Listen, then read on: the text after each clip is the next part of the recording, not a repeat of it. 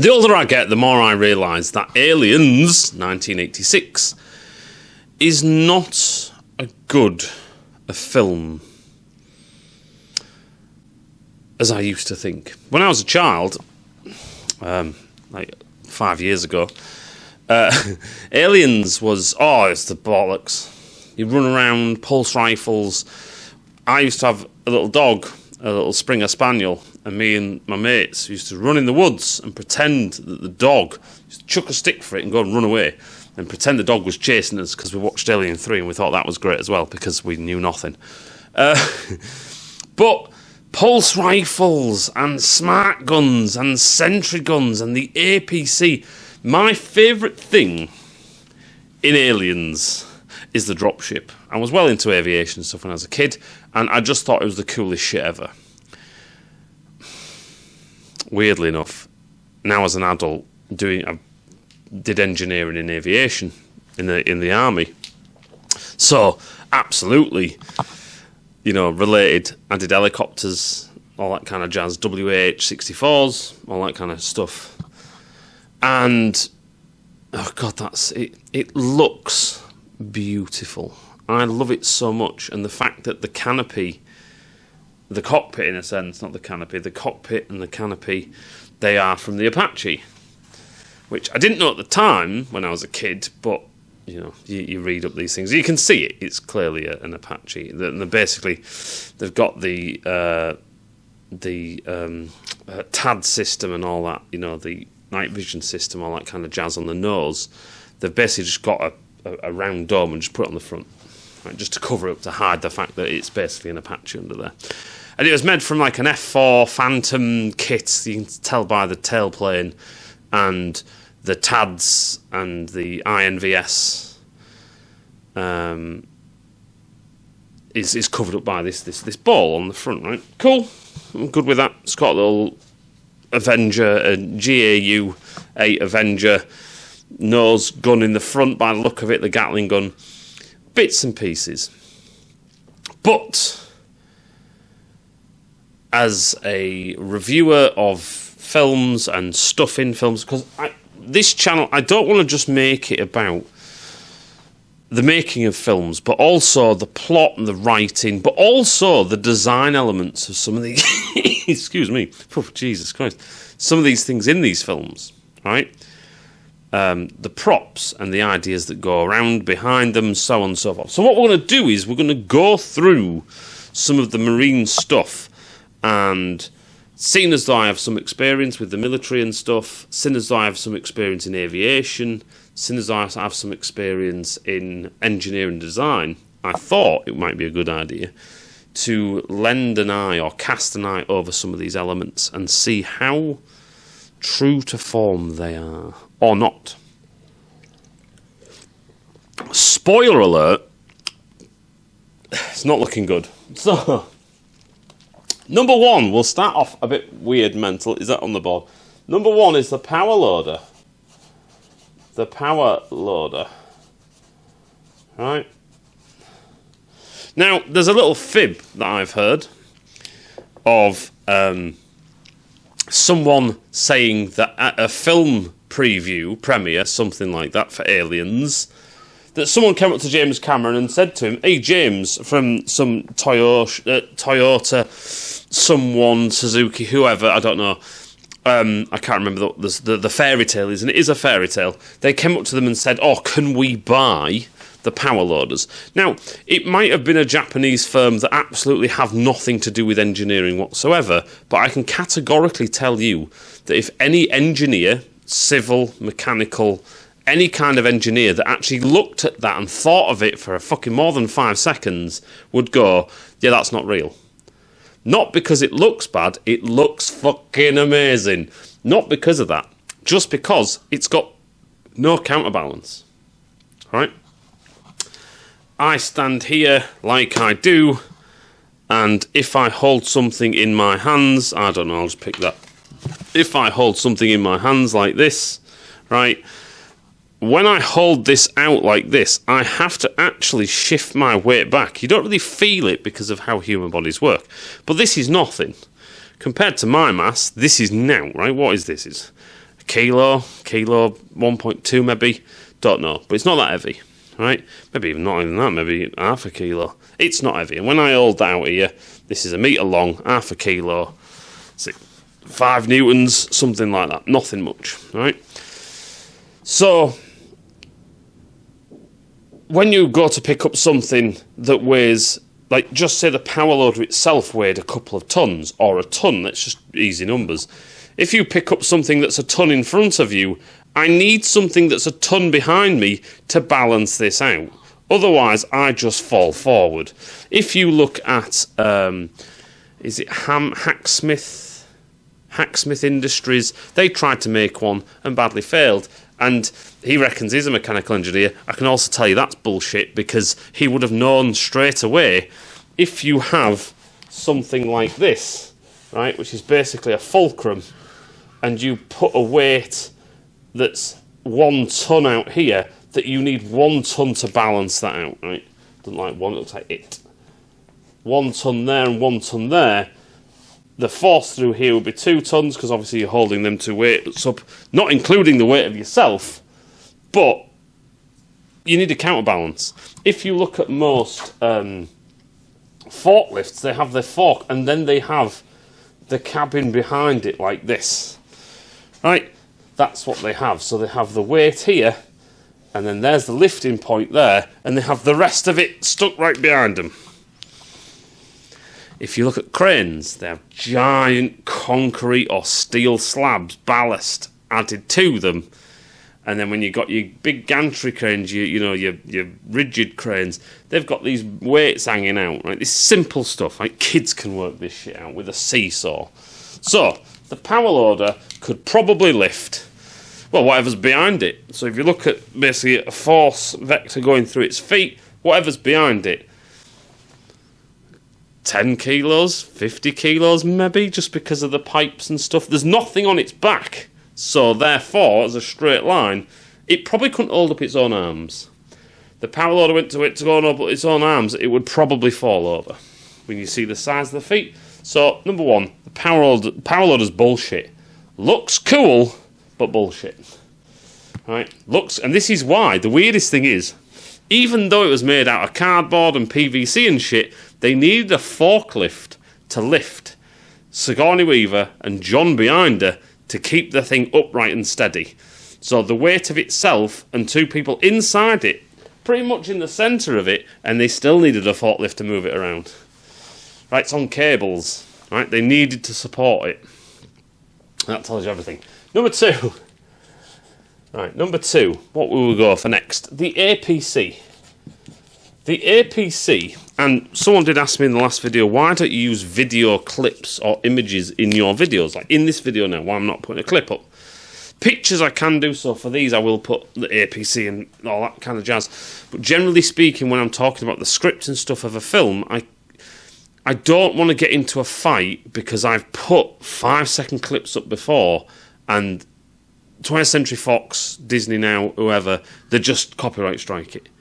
You have to reverse it, flip it, turn it upside down, change the colour, all this shit, change the audio. It's not worth it. Right? People who listen to my videos hopefully have seen the film enough to have enough knowledge of the film. That doesn't mean that I can't be wrong. So if you do find something or I misspeak or something, please point out. I'm absolutely fine with that. This is all off the top of my head. The other thing is, as well, is that with AI nowadays, been a pain in the ass with people just, they don't write, they fake scripts. Right? AI, write me this thing about aliens, and then it does, and then they just read it out.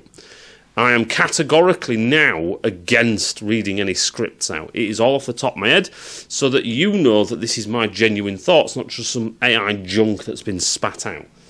There's going to be a fight on YouTube about this in the future, about the difference between people just reading out scripts and then people just having the inherent knowledge, it's not inherent, the, knowledge to mind because they know the subject matter they're talking about.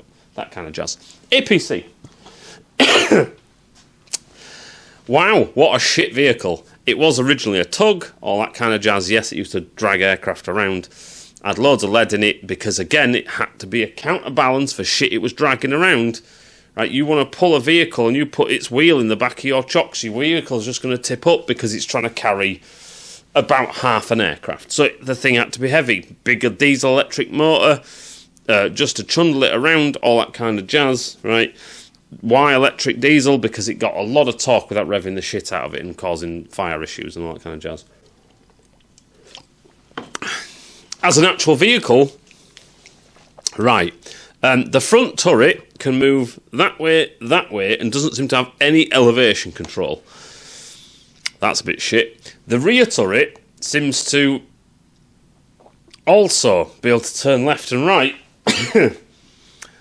but I can't see any real elevation control. It can't really point down when it's facing forward because it'd shoot itself. When it's pointing side to side, maybe there's a bit of elevation control there, and pointing rearwards it'd have a lot more because obviously it stows backwards. And obviously it might have a bit up and down, but I don't really see the functionality for that. I think the whole folding down the gun down the back does actually make sense. I like that thing, because you think to yourself, well, yeah, but why? It's like, well, they couldn't get in the door at the atmosphere processor. It's like, yeah, but what? It was made just for that. It's like, no, these are Colonial Marines.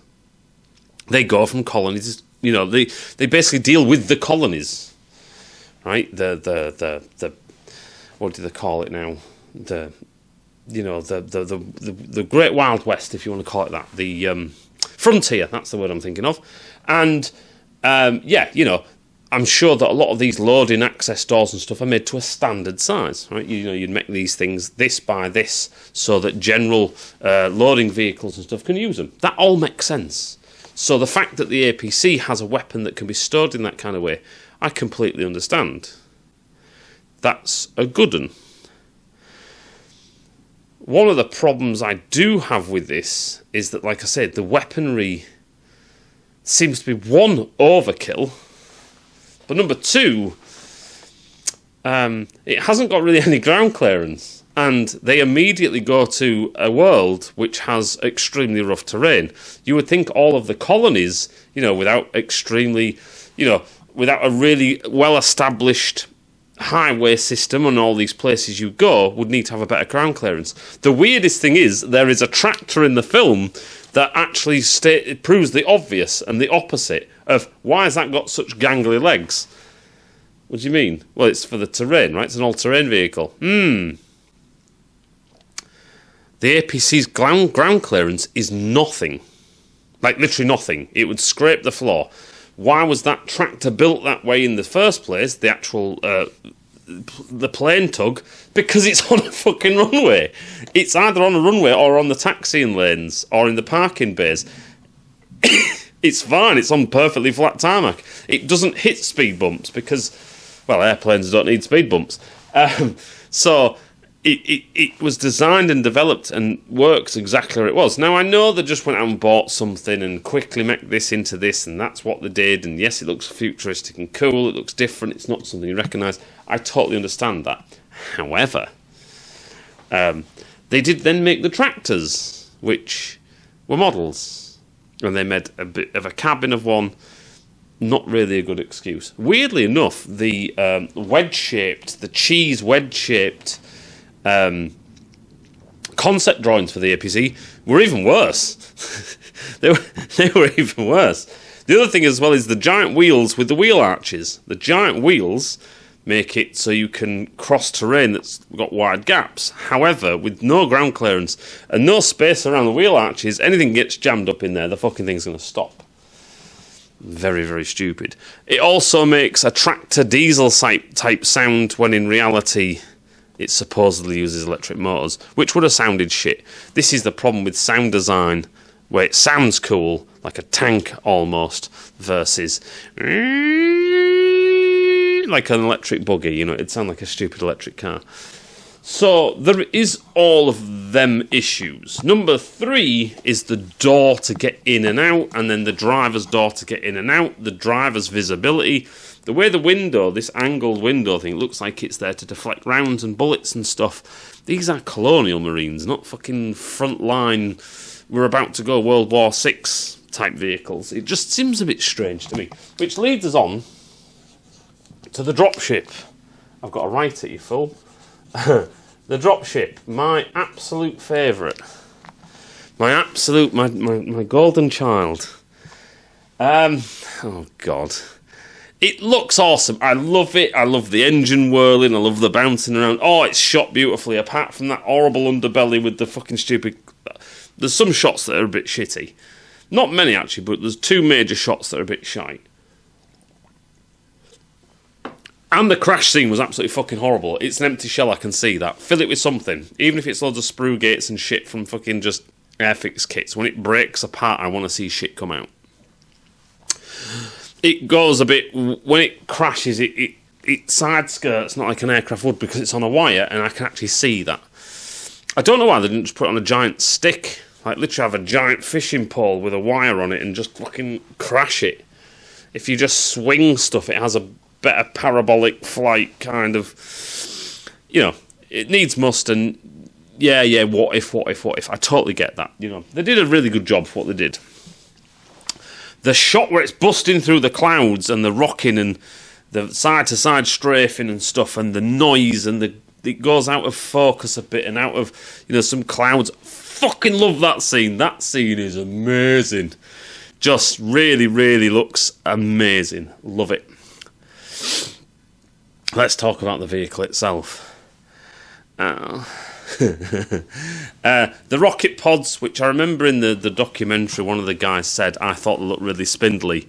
You're not kidding. I think it was Ron Cobb that said that they looked really spindly and shit. They were really spindly and shit. This whole cross-section CRV-7 rocket pod type jobby. Oh, that's horrible. Absolutely fucking horrible. The massive size of the pods, little spindly arms that look like they're on hinges that are like piano hinges. Absolutely fucking god horrible. Did not like that one bit. I didn't think it was cool. Even when it happened when I was a kid, I was like, that doesn't look right. Pods at the front that open up with all the weapons in. I don't know why they open up. Unless they drop them off the rack and fire them. Well, a lot of aircraft like Apaches and stuff that fire Hellfires just fire them off the rail, right? So, not entirely sure. Maybe they thought it just looked cool when it opens up and then these other bits at the back. Yeah, okay. I think there is a different way you could have done it, right? I do think there is a different way you could have done it.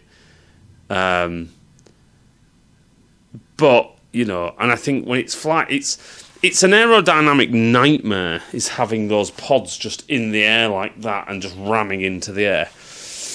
Just seems a bit silly, really. I think it just should have had the ones on the front, and then that's it. That would have been all goody-goody gumdrops. Which had also given, because this is the thing, as soon as you open them pods, you go, oh my god, it's really skinny in the middle. It's like, that's a bit too skinny for my liking. It's like, you just fit in that APC in there with the ramp and stuff. It's like, that seems a bit weird. But whatever. I love the colour of it, and so on and so forth. And there is a little tiny beef I have with some of the models that people have. Some of the models that were made, is it the Halcon, the models they made, the intakes that sit on top of the aircraft were a different shape than they were in the film, and that really fucking annoyed me. That super annoyed me, that did, when I was a kid, because I bought that model for 20 quid, they're now worth 200 or 300 quid. It's fucking absolutely diabolical. Should have kept it, shouldn't have built it. But there are things that I do like. I do like the fact that it has 2 sets of engines. I think it's a very cool idea. You have intakes at the top that then go to the Harrier-type vents, and then you have the back main engines that do the main push. I do like that. I also like the huge tailplane. It's like a lawn dart almost. When you drop, that's very good. When you go to fly, no. Right? The whole thing, even if you use the body as a lifting body, the whole thing is just absolute bullshit. The Harrier jump jet nozzles, the 2 swivel nozzles from the old Pegasus engine, are in the wrong place. They're too far back. The centre of mass would be very much close to the middle of the ramp, about there. Having these engines, 2 of them either side, so you have cockpit, that, then you have your bulbous bit, and then you have your engines like this. Then you have your back flat bit, then you have your big engines like that, and then you have your tail plane like that, you know what I mean? Then you have your your engine's like this, and then you have this fat bulbous arse like that. You can see how often I know this aircraft. Right, you have your pods, then you have your side pods like this, all this jazz. Actually, they're longer, blah blah blah. Your lights on the front, all that jazz. If you have these nozzles here like this, your centre of mass is roughly somewhere here. Right, you need these engines to be pushing there and there, not just there and there. That's bullshit. It's not going to wash. Right, this would create a torque, and the thing it wouldn't lift up. It'd just lift up arse first. It would lift up arse first, and you just go around like this. Well, you wouldn't go around it; just wouldn't lift. So, actually, sorry, I've missed a bit. That's a bit pointed like that. Right, not bad for a one-off, if I do say so myself. But yeah, it's just no, it's just not going to work. It's not going to work. So, the dropship can't vertically take off. It also can't strafe, which we see it do. It strafes side to side. Harriers used to have little vents that used to go down the wings, and those little vents with little exits, you basically used to be thrusters. So it allowed the Harrier to move around. If you actually look at the two nozzles, the front and rear nozzles, one's the cold thrusting nozzles, one's the hot thrusting nozzles from the Pegasus engine, one's the bypass from the fan, the other one's through all the turbines and actually the hot stage. When you look at them, they're actually either side of the centre of mass, because then it's like four legs on a table. This is four legs on one edge of a table. You know, the way the dropship is it literally is a table with four legs, there, and there. So guess what? When you put any kind of weight on this, which is the weight of the aircraft, you know what I mean? Just put like a little dumbbell on there, the whole thing fucking topples over. That's literally it. It's very basic physics. It's very basic, very much like the power loader. Oh yeah. Anyway, and this is why you won't see anyone make a dropship RC model, because you physically can't get it to fly. Number two is the aerodynamics of the thing wouldn't be so bad on the way down, because you basically, like I say, it's like a lawn dart. You're just throwing it down. And I do like the idea of orbital insertion. The problem I have with that orbital insertion is that LV-426 is very small. We won't get into what Alien said, how much it weighs and all that size and shit, because it's all wrong. But the amount of time it takes for the Sulaco to drop something in orbit seems a bit funky. If it does have gravity similar to Earth, then that means that the Sulaco needs an orbit pretty much approximate to the same as it would be here. So low Earth orbit with LEO would be the same for low LV-426 orbit, right? It'd be the same altitude. Obviously, this planet being really small, that means that it's a bit bonkers. But the ISS circles the Earth, I think it's every 75 minutes, 73 minutes or something like that. The fact that Bishop's like, it's going to take X amount of time to drop, and then X amount, he literally says, I think it says 45 minutes flight time. It's like, why? Yes, you might have to wait for the Sulaco to be in the right location, you know what I mean, because it's orbiting around, so it'll have to wait until it gets there. That's a time event, right? But once you're here, dropping down, that'd be a couple of minutes. You know, how long does it take Felix, that guy who jumped out of a hot air balloon, out of a helium balloon to get to the surface? Well, he didn't have engines, he just used the acceleration of gravity. The dropship uses engines. Which brings me on to the next one, which is number 4, which is the Sulaco. Cool, like the design. I don't know what the pointy things are sticking out the front, but whatever. I like the design, and people complain about why isn't it locked. You don't know it's not locked. When the dropship comes back, maybe there is communication between the two. You don't know. We don't see any self-defense systems. We don't see all this kind of shite. People say there's not enough people on the Sulaco. that's because the film is trying to make sure that you understand that basically the forces that be don't really take Ripley's claim as important. This is kind of like, oh, if we have to, that kind of shit. What problem I do have is how the dropship drops. It shouldn't. You got them little landing feet that sit on the dropship. You let go. It should just stay there. That's if it was just like the ISS or something. Now, there is a gravitational field, so let's just say, the Sulaco is this big bloody machine gun thing like this, right? Like so. It's got a big arc below it like this, and then basically there's a gravitational field around this that is basically like, it's like a flux that goes down, right? You could imagine that, right? It's like a big donut. The donut would actually be like a big torus like this. So everything inside that would go down. That's how I'd imagine an artificial gravitational field would be. That it's basically like a big donut torus around something, and on the inside of the torus everything is going down that direction, so that gives you an acceleration of 9.81 metres per second squared. Metres per second squared. Right, that's the gravitational acceleration of what we're used to, which is on Earth. 9.8. Cool. Awesome. You think the Marines would actually have a higher acceleration because they're hard, so they need to go around at 10 metres per second, because then they get tougher. But you could say, well, the dropship drops that bit, and once it gains that momentum, it drops. Yeah. But then, what happens is this. If you're going that way, and you drop that way, right, you need to slow down. So really, the dropship should be pointing the other way to the Sulaco. The Sulaco should go that way, and the dropship goes that way, which I think is the dropping of the end, and then fires the engines. But it should drop, and then not go forward and then fire the engines. It should just drop. Being pushed down or accelerated down doesn't make any sense. What happens really, or what should have happened, is the dropship goes down, the Sulaco goes up a bit. But how are you going to show that in a film? I don't think it really matters too much.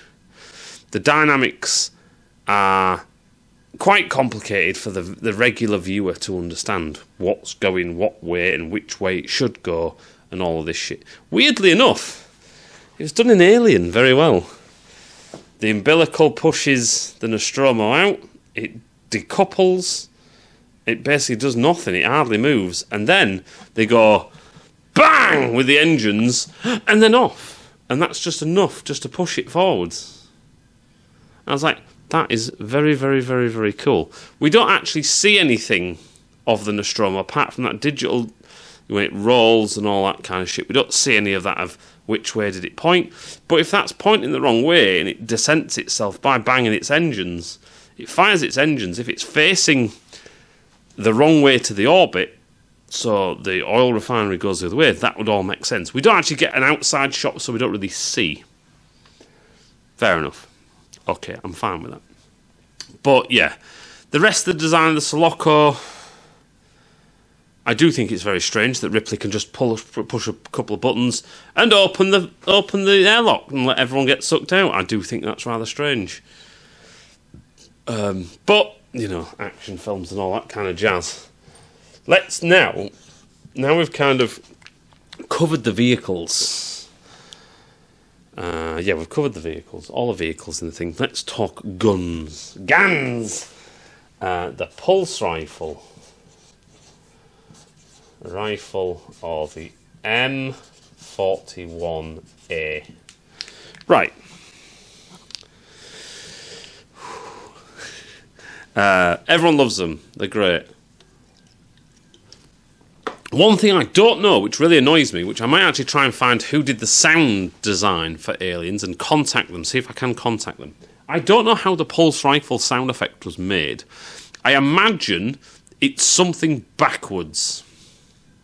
I imagine it's the sound effect of a machine gun and something else, like a tape recorder, or, I don't know, someone's chihuahua barking, or someone falling off a ladder, or whatever, just played backwards. What I'm saying is, I'm sure it's some little weird trick like that, but I don't actually know, and I've tried to find a source of people saying what it was that made the noise. And I've come up empty. So if you do know, please let me know. The pulse rifle is, how do I describe this? It's kind of like a bad weapon. It's a bad weapon through design, and it's a bad weapon through choice. Let me explain. The 10mm explosive tip caseless, light armour piercing round, seems a bit strange for Colonial Marines, but okay, they say it's standard issue, which I think that's kind of what jerks me a bit, is that it's standard issue. Fucking hell, alright. The calibre doesn't bother me. 10mm, it is in the future. James Cameron got that bit right, so we stopped using inches because we're not retards anymore. In the future, that is. But what I find strange is that it's an armour-piercing explosive tip. Is it the armour-piercing bit that makes it... Is it the explosive tip that makes it armour-piercing, or are they two separate words? Whatever. You are not getting 100 rounds in that fucking rifle. You're just not. Right? You're not getting 95 rounds in that rifle. These rounds are 10mm. And they are 10mm armour piercing. So they have to have some nose to them, and then they have to have like a dry powder cartridge that's just stuck to the back of them. Because they're caseless. Cool. You're not fitting that in there, right? It's, what is it, 45 ACP for the Thompson. No, you're just not fitting that in there. Not in a fucking month of Sundays. And we actually do see the magazines. We pull them out. They're basically a Thompson magazine with a fucking base on it. But it's not fitting in the base, so you're not fitting 100 rounds in that motherfucker. You're barely fitting 20 in if you're lucky. So, that's bullshit. Number 2, 30mm underslung grenade launcher. I don't think you know how big 30mm is, James. 30mm is bigger than an inch, and you are using 12-gauge shotgun shells, which are closer to 22mm than they are 20... Well, they're closer to 20mm than 30. If you replace the word with a 20mm grenade launcher, everyone is happy. Someone should have said, James, in the script it says 30mm grenade launcher. Hicks says it specifically. It's not in some guidebook, it's not in any of that shite. It's in the film. It's a 30mm pump-action grenade launcher. Someone should have said, James, these are not 30mm. These are 20. We'll go with 20 then. Little change in the script. Sorted. Okay, so it's a script fuck-up. But it's a fuck-up nonetheless. And this, if people slag off Marvel films for making stupid mistakes, I'm going to slag off this gem from 1986. One of my favourite films, I must admit. There's a difference between having a favourite film and not being able to pick it to death, though. Right. Number 2 is, what the fuck have you got a grenade launcher on a fucking standard issue weapon? When you're in space a lot of the time. When you're in these colonies where, a lot of the time, you can't breathe the outside air. Give me a grenade launcher. Why? It should be a shotgun. Doesn't sound as cool, but it should be a shotgun. A shotgun would make more sense than a grenade launcher. A grenade launcher is just fucking stupid. To the point where Gorman detonates a grenade and it fucks over everybody. You imagine if the Queen managed to kill... You imagine if the Queen... Actually, that's a separate video. We'll move on, right? Otherwise I'll end up ranting forever. Actually, I'll do that video straight after this because it really does piss me off, and it's just brought it to my heart, brought it to my attention. It's ridiculous that you have this weapon that has this many rounds with this. It's overly armed. I know it's a sci-fi gun and all the rest of it. I know the stock looks really shit. I know that the handguard is too small for you to be able to get your actual a gloved hand in, never mind a normal bloke's hand. The pulse rifle is a silly weapon. It's a silly weapon, but it looks fucking cool and it sounds awesome. Next one, the worst contender, the smart gun. Has auto tracking, has 500 rounds. No, it doesn't have 500 rounds in it, shut the fuck up. Doesn't have 250 rounds in it, shut the fuck up. These people have not seen how big 250 rounds are. We don't get the caliber for this weapon in the film. All the other nonsense I don't care about. People can make up whatever shit they want. It has an auto-tracking thing where it basically shows you your targets and then you can swivel and shoot the shit out of it. Has a Steadicam arm, all goody-goody gumdrops. Excellent weapon. if we lived in the fantasy world of aliens and shit looks cool. What a ridiculous weapon. Vasquez can't get around corners. She can barely move around in the APC. We physically see this. It is a shit support weapons platform. It is terrible. You get shot trying to get into cover because you can't get on the ground because it's fucking crap. You can't jump on the floor. You can't do fucking anything with it. It's a stupid, goofy weapon, but it looks fucking cool, though. And for video games, it works a treat because you can't dive on the floor half the time. Absolutely wonderful weapon. With the actual weight of it and all this kind of shite, and for what support it actually gives, it's crap. But for aliens, it fits perfectly. But you've got to remember, the Colonial Marines are meant to be these Marines that go around anywhere and doing anything. Shit weapon. Absolute diabolical weapon. And the fact that they reproduced it in Alien Earth and showed you how a guy in a jungle just gets his head cut off instantly. What happened to the tracker, man? What happened to the tracker? Didn't work. Oh well, shit happens. Next one, the Flamethrower. Now, a lot of people don't know how big the Flamethrower actually is. The Flamethrower is a massive weapon with a really weird dickhead handle. It looked like someone give up. It's M16 parts, or AR-15 if you like, switched around. It's got an A2, M16A2 heat shield shroud for the 203 grenade launcher that used to go on the bottom of the A2 version as the main barrel. It's got all these gas parts in it and all that kind of shite and a big canister slung on the bottom. Again, an area denial weapon that, used in a colony, seems like a really, really bad idea. Oh, fuck me! You imagine if Drake had that weapon in Aliens. He would have burnt you, no problem. Because you don't have to be accurate with it, you just fucking do it. However, it looks awesome. When you set that thing on fire, the flame and... porn is that shit. Absolute porn. Why a load of Colonial Marines would have them to deal with riots and uprisings and pirates and shit, I do not know. In space, a flamethrower is an awful fucking weapon that you really don't want to be carrying around. Unless you're crawling around tunnels trying to kill an alien. But they had to jimmy one of those together. They're not just accessible on ships. What I also find strange as well is that they go to set fire to the... They're so dumb of the Marines in fucking Aliens. They set fire to that bitch on the wall, not knowing if all of this shit on the wall's flammable. It could quite easily be.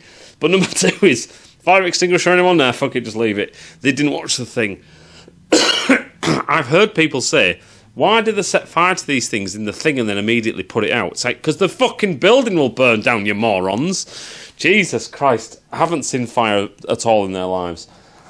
I don't know. It seems like the flamethrowers don't seem to contain that much gel or whatever it is in those canisters. That kind of makes sense, because if you're using gel, that canister's what you're getting. You know, you can't really compress it like gases. Bit of a weird weapon was that. Was the flamethrower for a lot of Marines that are looking for civilians would carry. Even if the Marines did have this weapon in their arsenal, I don't know why they're carrying them for the film. Weirdly enough, the flamethrower is not really used to any great effect against the aliens. It's more pulse rifles and smart guns and sentry guns and all that kind of shit. Sentry guns!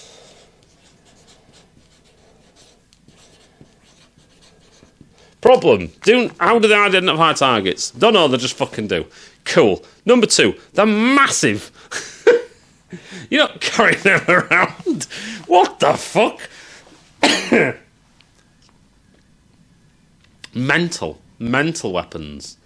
Don't know if it has any elevation control. Doesn't look like it. Just seems to go left and right, left and right, left and right. Doesn't do anything to warn you that it's there, even though these are not weapons to be used in fucking Europe 1944. Right? They're not meant to be covert. These are Colonial Marines. Surely, when you're the Colonial Marines, you want to let the world know that you're there, because we've turned up to kick your asses. But also, why are they camouflaged? The Marines, they're camouflaged in all this khaki army stuff. And if someone says to me Vietnam, I'm going to fucking scream. Right? Armies today don't just have DPM, right? We have other camo out there, you know what I mean? Not even just the actual pattern itself, but literally just different types, or just olive drab. But anyway, you know... Why didn't you make the APC and the dropship that colour? Well, that would look goofy. Exactly. I get that this film is all about what things make look cool and all that kind of shit. I do get that. I'm just kind of just making an entertaining video going through all the stuff that's in it. Number 9, shoulder lamp. A very, very stupid, very, very stupid thing. We've got camouflage on, but don't worry, we've got these big fuck-off lamps, which actually does make sense. See, one contradicts the other, but weirdly enough, the shoulder lamps are the things that make sense. Why they don't have lights attached to their weapons, I'll never know. I think that's more to do with the fact that James Cameron could position these lamps where he wants and then just leave them that way. You're walking this way, we can control the lamps go that way. I do like the handle on them, but it seems a bit too far. I do like that idea that it's a handle and you can hold them like this and you can sling them on your back and just hook them on. Love that idea. That's very cool.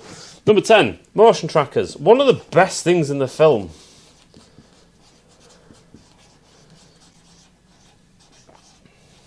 There is a problem. They pick up people and don't pick up them and pick them up and don't pick them up and pick them up and don't pick them up and pick them up and don't pick them up.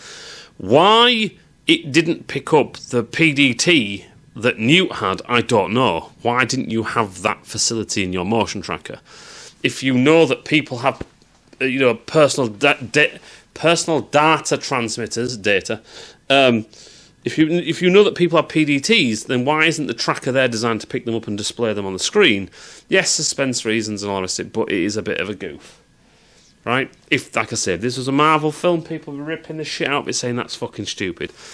Does the motion tracker pick up people? Yes and no. I've seen people walk in front of it and it doesn't pick them up on the motion tracker that are the troops. But then, hey, Pon, any of your lot in B block? That's a negative, sir. Then they all shit themselves expecting him to say, yes, that's us. So you expect us to pick it up. I see Hicks do this. Hudson do this with the motion tracker, and he doesn't pick up the troops in a straight line as he spins. You're just picking up me. No, that ain't you. So which one is it? The film goes backwards and forwards with they pick them up, they don't. They pick them up, they don't. They pick them up. The troops think that they do, but the tracker doesn't show us that they do. Confusing. However, the size of it, the way the screen swivels, all cool. However, all those pipes and cables sticking out like that, that's not a military piece of kit, because that lot will get fucking broke in seconds. So, bad physical prop. Good, awesome noise. I love that. It's just part of the set. It's part of the atmosphere. The tone is amazing. Obviously, it comes straight from Alien. Excellent, and moving on in technology. Love to see that kind of shite. And of course, it'd be used for a military application. Not that they got it from Ash, but you could make things like that. I think that Ash based that on something that did actually exist. Cool. Number 11, the combat knife. No, I'm only kidding. Number 11, I think we're nearly done. Motion tracker, shoulder lamp, or IR helmets. Good little bit. I do like that bit, that they have technology that is useless to them. I do like that a lot. I like the idea that they have technology that they all quickly, use it, and it is then useless. I do like that idea. It tells us something about the aliens, but it also means that you brought shit and kit along with you that actually is no use, and it is no good. I do like that little addition. I know people might not think that that's really important. To me, that's very important. It's adding something, a little element, little juicy little element in there. You go, oh yeah, that's quite sweet. That's quite cool that you've got this thing that soldiers today do have access to, but they're in scope fashion, not actually drop down with a little thing in a helmet. I do like that. I thought that was a really good touch. But as you can see from this review of all of the gear, they have no idea. Unfortunately, most of it doesn't work properly or isn't fit for purpose, is a bad idea, or just outright won't work. Saying that, my God, it looks fucking cool. Do not get me wrong, right? It looks fucking amazing, and I would be extremely proud of all of that. My favourite is the dropship when I was a kid. Still is. But actually it's the one I've got the most grievances with because it just outright doesn't work. And the bits of it look gangly and horrible and shit and all that kind of stuff. So yeah. You know, it's mostly bad, but it looks fucking awesome. Hope that makes sense. And I'll see you in a bit. Oh, and one thing I want to also add as like a... I nearly disappeared then. One thing I want to add is that I want to say also that it is absolutely gorgeous to see practical effects being used to the extent that they were. They didn't have any choice, but it is really a showcase of what you can do with basically just bits of plastic, glue, paint, and all this kind of stuff. You know, it really is like the ultimate art attack. You know what I mean? It's an expression of, it's premium premium prop building. Absolutely gorgeous prop building. I think the stuff in Aliens is better than the stuff in Star Wars. Because the stuff in Star Wars, although very, very good, a lot of it is just paneling. Now, there is a lot of set design stuff in Aliens as well, but I do like this, you know, these believably to the average viewer do get across that. Smart Gun looks fucking awesome. Looks like a right futuristic weapon. The pulse rifle looks proper futuristic. It's iconic. All of these things do look like they, one, belong in the same world, two, they can work to the average viewer. But number three is that they do, you know, the power loader doesn't look military. It's just a forklift. The APC and the dropship do look like it's Thunderbird 2 and Thunderbird 4, but it just had wheels. You know what I mean? Or it's the Maul and Thunderbird 2. The Sulaco looks like it's made by a different... And this is what really does my nut in with some films, is when one thing just looks like it came out of the other, out of the other, out of the other, out of the other, out of the other. I could quite easily believe that Caterpillar made the power loader, another company made the APC, another company on license makes the dropship, and another company makes the Sulaco. That another company that made the pulse rifle and not the same company that made the fucking smart gun. You know, the Flamethrower is not made by the same company that makes the smart gun or the pulse rifle. And that's how it works in real life. If you look at the stuff we have, General Electric might make a jet, and BAE Systems might make that tank, and fucking, you know, HK might make that fucking rifle, you know, Caterpillar make the power loader, Rolls-Royce make the Sulaco, kind of thing. You know what I mean? Like, all of these different companies make all of these different things. They don't feel like they're all from the same designer's head. They feel like they're made by different people. And I really do love that idea. And they did quite well with this whole, it looks like it is military type kit. It's quite big and chunky. It kind of helped them in that respect. So hats off to all those guys that put all of that fantastic work in. On such a limited time as well. Hope that makes sense. And I'll see you next time.